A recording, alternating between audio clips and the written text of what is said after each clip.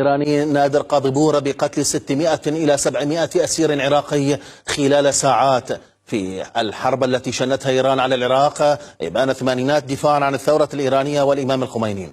وفي مقطع فيديو انتشر بشكل واسع عبر مواقع التواصل الاجتماعي ألقى فيه النائب قاضبور كلمة عقب فوزه في الانتخابات البرلمانية عن مدينة أرومية غربية إيران. قال فيها إنه كان خلال الحرب العراقية الإيرانية قائدا لمجموعة من الجنود الإيرانيين مؤلفة من 13 شخصا، وأمر بتصفية أكثر من 700 أسير عراقي وقعوا في أسر القوات الإيرانية، وذلك في سبيل ما أسماه بالإسلام والثورة والمرشد الأعلى.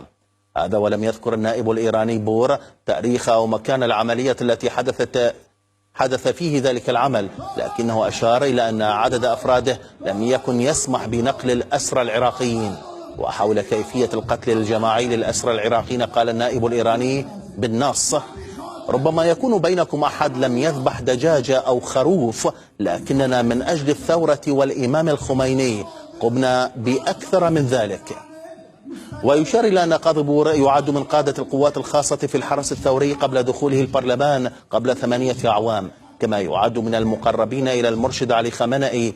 وعلى الفور أعلنت رابطة الحقوقيين في العراق أنها ستقاضي النائب الإيراني نادر قاضبور بتهمة ارتكاب جريمة حرب وتقدمه إلى العدالة الدولية. وقالت إن صمت العالم إزاء هذه الجريمة النكراء وصمة عار في جبين المدافعين عن حقوق الإنسان.